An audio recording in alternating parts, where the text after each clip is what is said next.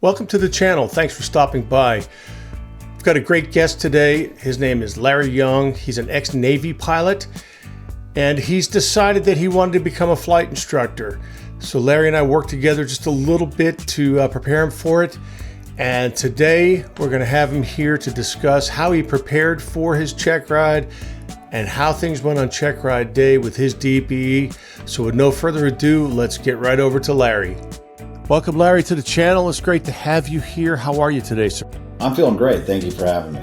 Some good news on the CFI check ride front. It looks like you passed your check ride. I did. I passed it, and I was thankful that I did it on the first try because a lot of stress involved, a lot of preparation. But it was a tough exam, toughest one I've taken. Well, that's what everybody says. The CFI initial is the most difficult of all the check rides, including the ATP check ride. It's much more difficult.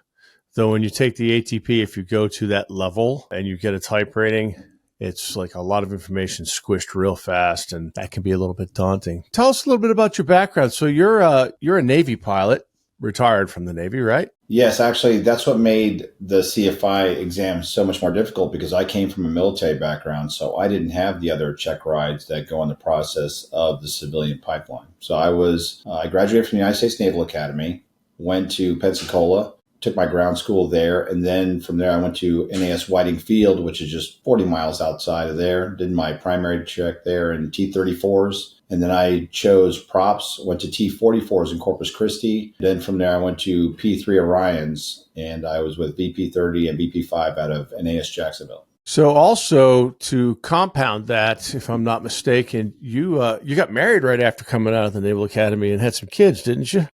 That was difficult to balance the flight training and to also try to be a good husband and father. So it definitely put a strain, and it was difficult to balance both, but I was able to do it. So yes, that added a lot to the difficulty of making it through flight school. Yeah, that's amazing. I don't think I could have handled that.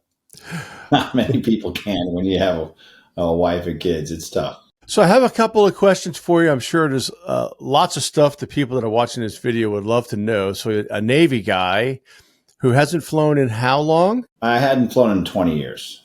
20 years.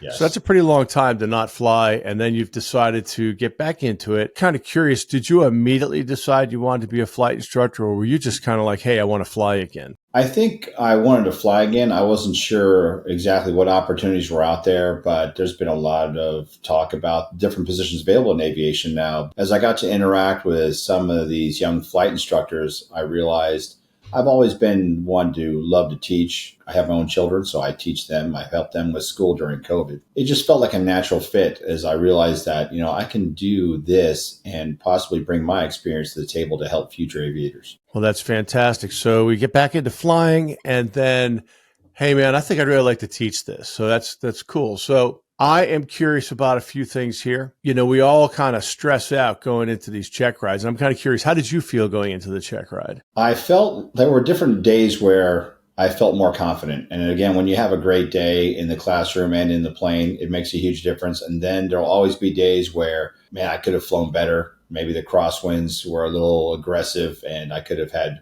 better landings. I think that as I got closer, the anxiety started to build, and I realized I need to get more in the books. I need to really think about fundamentals of instruction and all the different things that I need to understand to go into that check ride. What do you think was the most challenging part of the check ride, honestly? I had to fly 2 hours from my home plate to where the DP is located. So I flew from Smyrna all the way to Memphis. And I think that 2 hour the 2 hour flight was the longest because you get in your own head and you start thinking, did I study enough? Am I really prepared for this thing?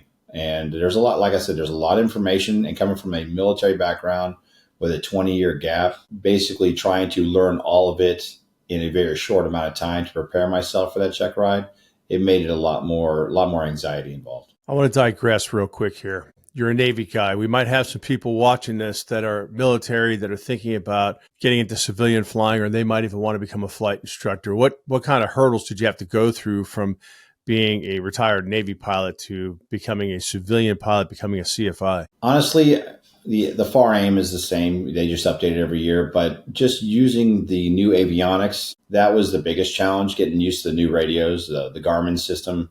That for me, as soon as I saw it, I thought, if I can just master that, that'll help everything else come together. Because you really do remember how to control airspeed, control pitch, and your landing pattern. It all comes back to you very quickly once you get back in the cockpit. And regardless of the aircraft you're in, I mean, I flew P3s, and now I'm in Cessnas, and I'm going to get on DA-40s soon and DA-42s. So I don't imagine the flight, the muscle memory is always there, especially when you've had an extensive flight time in your past. It'll come back to you very quickly. What about from the avenue of the FAA and the FSDO? What did you have to go through there to make this transition? Well, unfortunately, I had lost a lot of paperwork because I lived in Florida and we had hurricanes, Hurricane Irma, Hurricane Ian. And so I had to contact my old commands and try to get my old NATOPS evaluations, provide as much paperwork as I could. My original logbook was lost thanks to Hurricane Ian. So that hurts. But I was able to contact my commands, and they were very helpful in providing old information and letting me know how many hours I had and the different qualifications I had. Once I provided that information to the FSDO, I had a Zoom meeting with one of their instructors or one of their inspectors, excuse me. He went through the paperwork. He said, these are the ratings I can give you. And he gave me credit for all my hours. So they're really good about that, especially knowing that you come from a military background. They really do want to help you get back into aviation. So you, at that point, received your commercial single-engine, multi-engine based on your previous experience. And instrument, yes, they gave me credit for all of it. That's good news for any future military guys or gals that are trying to do this. Larry just told us how it's going to happen for you. That's great. And if they had their logbook, that would make it even easier, wouldn't it? They would, but like I said, when you contact your old commands, they will have information on the hours and the different missions you flew. It's actually archived pretty well. Was there anything about the Checkride that surprised you on the flight or the oral portion, something that you just didn't expect? I think it was very scenario based, which is great because that way you can use the logical mind and use your resources to kind of go through from the beginning to the end. Very heavy on fundamentals of instruction, and he proposed a few different scenarios. A young person who's right out of high school who wants to engage in flight training versus the other scenario was you have someone who is 60 years old, retired from law, and has decided he wants to start flying. And what are the different endorsements? And again, because I didn't come from the background of needing endorsements, really understanding the endorsement process and all the things you need just to go through the different phases of training, that was the hardest obstacle I had to overcome because it's all written and by lawyers and it's very difficult to interpret sometimes. It's all in there in the FAR aim. So, and you helped me go through that. I did do a couple hours with you where you threw out some scenarios. And that was very helpful because you never know. Your DP just wants to know that once you start flight instructing, do you understand the path it's going to take to go from zero to at least private and then possibly commercial? That way you really help your future student get what they want to achieve. And that sounds like just about every DPE. They're all like that. So speaking of which, how did your examiner conduct the Checkride? And I'm really curious, who was your examiner? So if people watching this are in that area, which was Memphis, right? So Memphis was Doc Ray Morris, and he's great. And he comes from a very interesting history of aviation, and he has his own T6, as a matter of fact, that he flies a lot. Apparently he's done air shows with it, but he just gets you in there, and he has his office, and he's got his dog, Winston. So it's actually like, okay, good. At least I have an emotional support animal to help me start this process. But then he just sits down, he goes, okay, this is how it's going to go. And he lays out the scenario. And we started with FOI. And then from there, we went to some systems, talking about, he's a big aerodynamics guy. So talking about P factor and gyroscopic precession, talking about vortices, wing vortices and stalls. So it was all very, one category went to the next, and we almost like a continuous conversation. It was about 4.5 hours. And honestly, I didn't even realize 4.5 hours had passed. But at the end, after talking systems, talking fundamentals of instruction and going through some other things about runway incursions and the different things that have happened in the history with accidents that could have definitely been avoided. So we went into some very specific incidents that have happened overseas and even here in the United States. It was interesting to talk to him. He's very knowledgeable. And then all of a sudden, 4.5 hours into it, he said, "All right, I think I'm satisfied that you have completed the oral part of this examination, and then we'll get ready. Do you need a lunch break?" And I'm not one to take breaks or have lunch. I'm very nervous. I don't like to eat a lot. So when I know I'm going through this type of examination, so he took a quick break. And then after that, he said, "This is how the flight portion is going to work." And he laid it out. And of course, being my first check ride, I was trying to memorize everything he was saying, as if like, okay, this is exactly how I need to fly. Because once you get in the aircraft, the DPE really shouldn't talk very much. You're handling it from start to finish, and he's going to act like someone who's not familiar with aviation. You're going to want to talk from engine startup. Well, first of all through the checklist and the pre-flight, there were some systems questions out there just to make sure I knew the aircraft I was flying and how different aspects of it worked.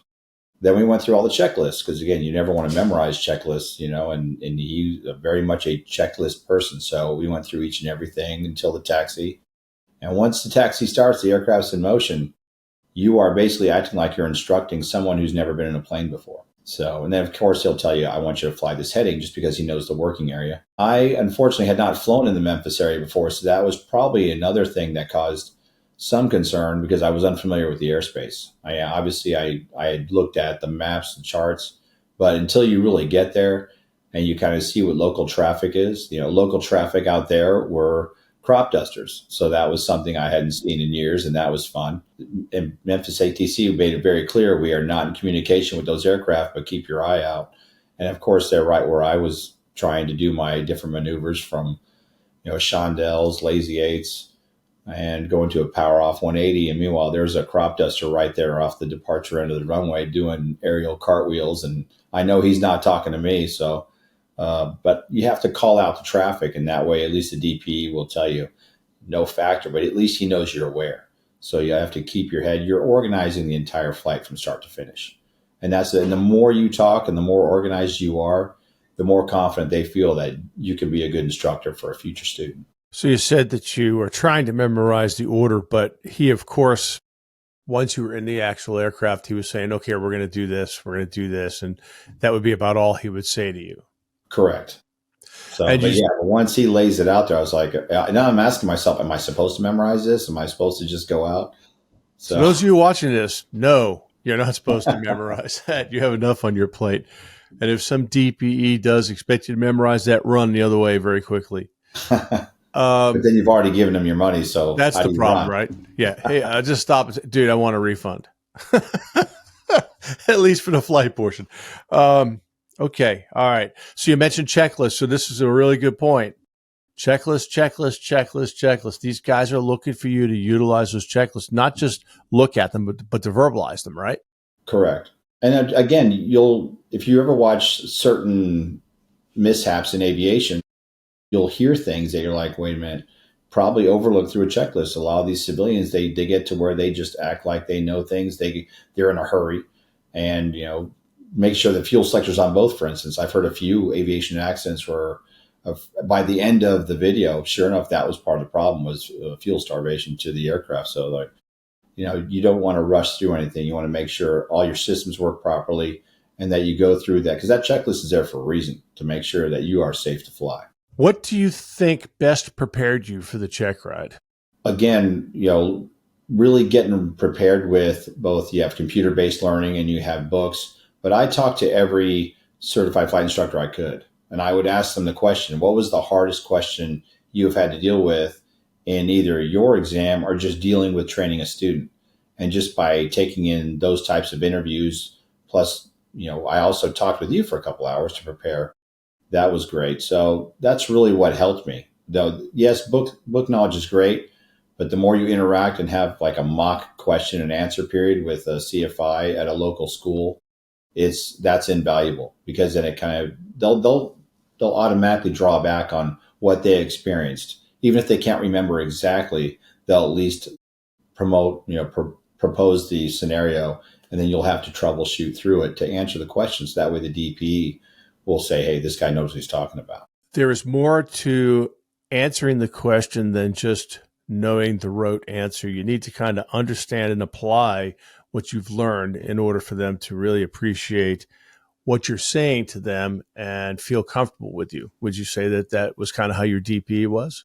That's 100% true. The way I was able to apply some of my history, I could tell that his body language, he was very positive. So whenever I told him, well, this is how we do it in the Navy versus how I've seen it now and how I've kind of transitioned even my method and the way I think, the more you can apply it to real life scenarios. And if you have any experience with it, that's invaluable because then they know, okay, you've already started the process of applying this knowledge to real life, real world scenarios or even a real student because every student's different.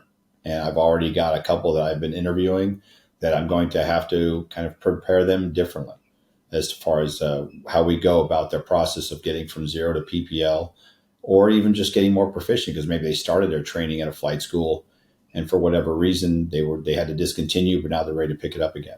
Looking back, is there anything you wish you had studied more getting ready for the Checkride? I don't think you can ever study enough. And I plan on reading every day, just even to refresh my memory. But obviously, all the information on the FAR AIM, I wish I could just quote it verbatim, but I can't. But obviously, that's a huge wealth of information. And also just really being aware of the systems of the aircraft you're flying and really understanding, because if you'll get to where you'll hear a difference in the engine, the performance, maybe a little sputter, and you'll see something in the gauges, and you'll realize, okay, this is possibly what's going wrong. This is possibly what's failing.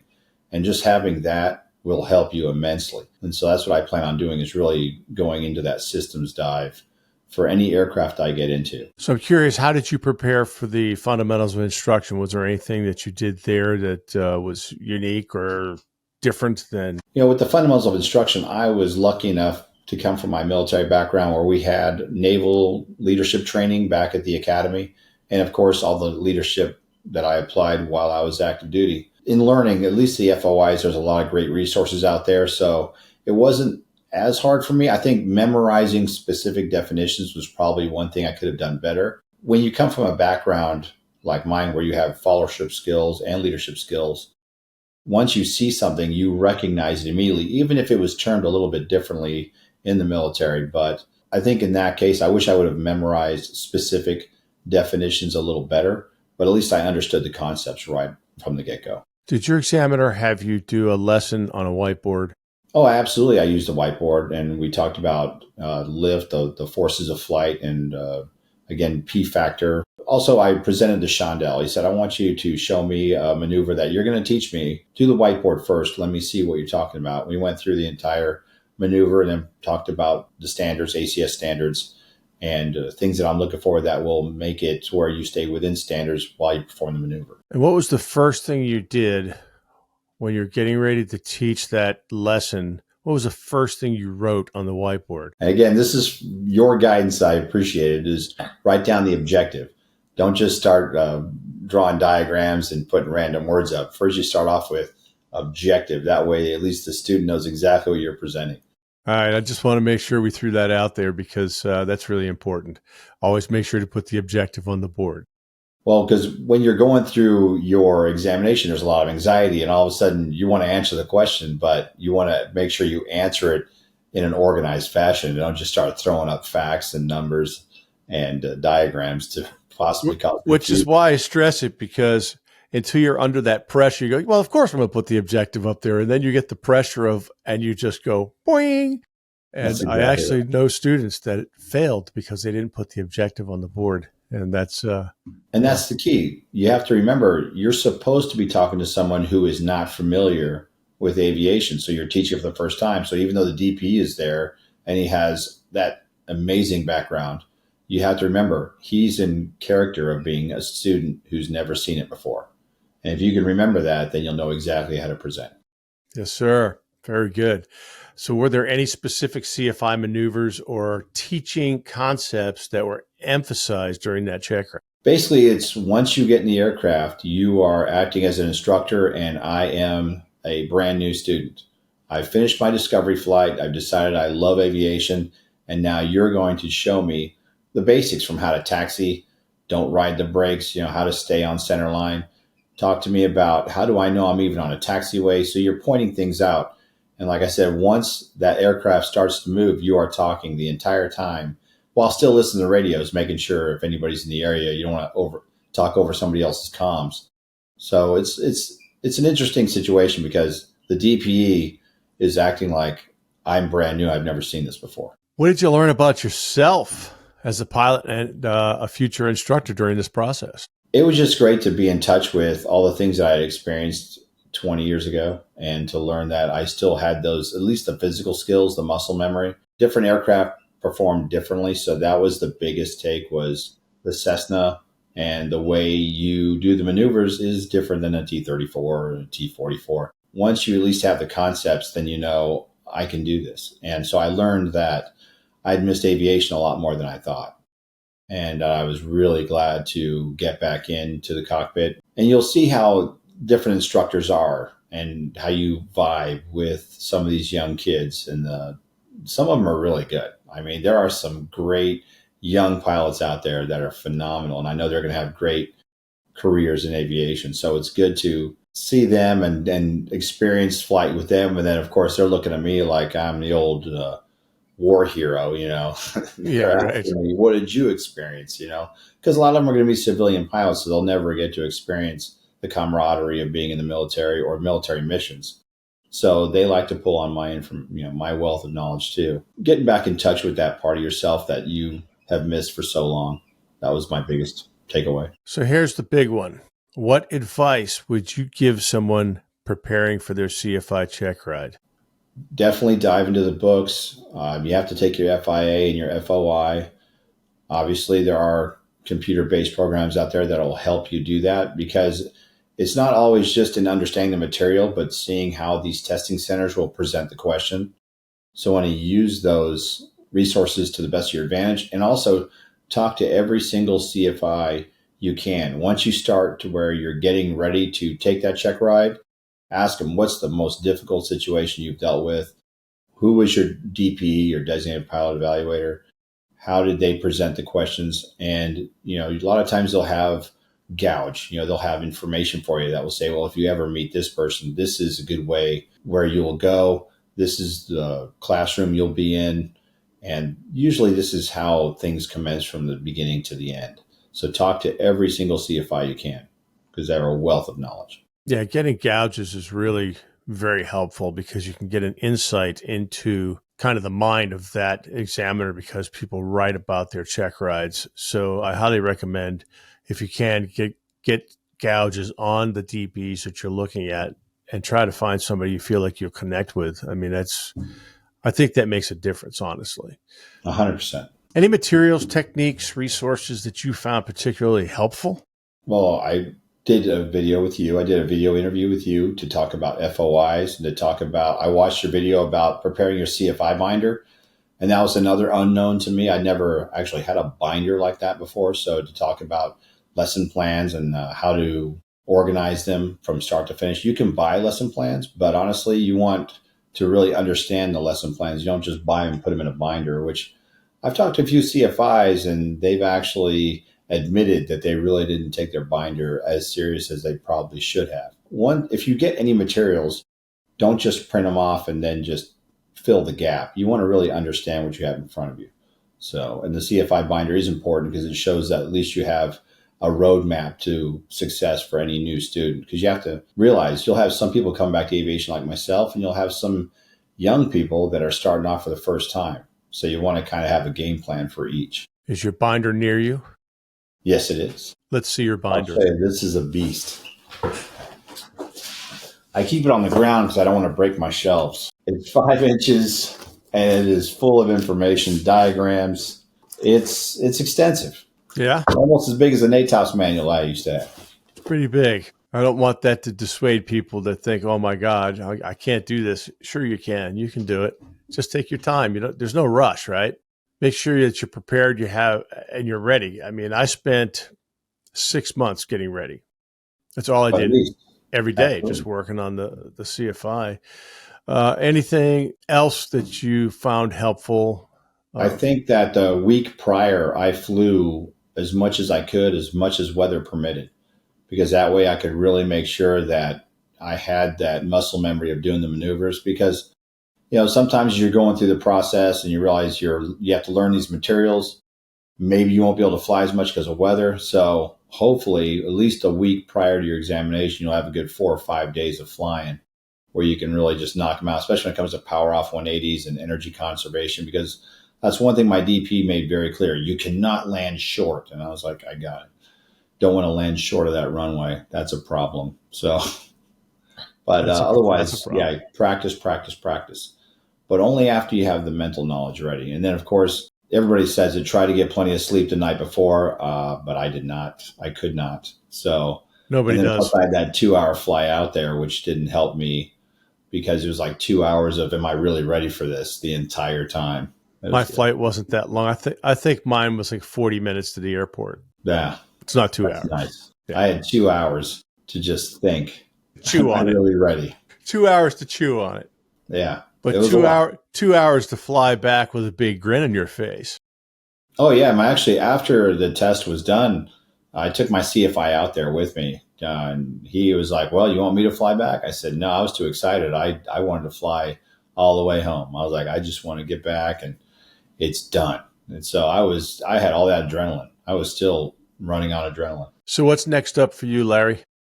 Well, I've actually started interviewing students, so that way I can now start paying for the rest of my flight training by earning an income, which is going to help a lot. But I'll be going for a CFI instrument and then multi-engine instruction. So we have some great multi-engine aircraft that are available at the flight school I'm with. So I'm excited about that. They're like little sports cars, the DA-42. Yeah, great plane.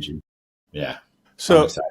So this tells me that you've actually officially been hired by the school that you did your training with? I have been because they know that I bring a lot to the plate. I've gone to different functions for naval aviation, even where I've promoted, if you're going into flight training or you want to get back into flight training, consider this flight school. So they've already known that I've been ready. And from the get go, I got to know the owners of the flight school. And they said, when you're ready, you just let us know because you got a position here waiting for you.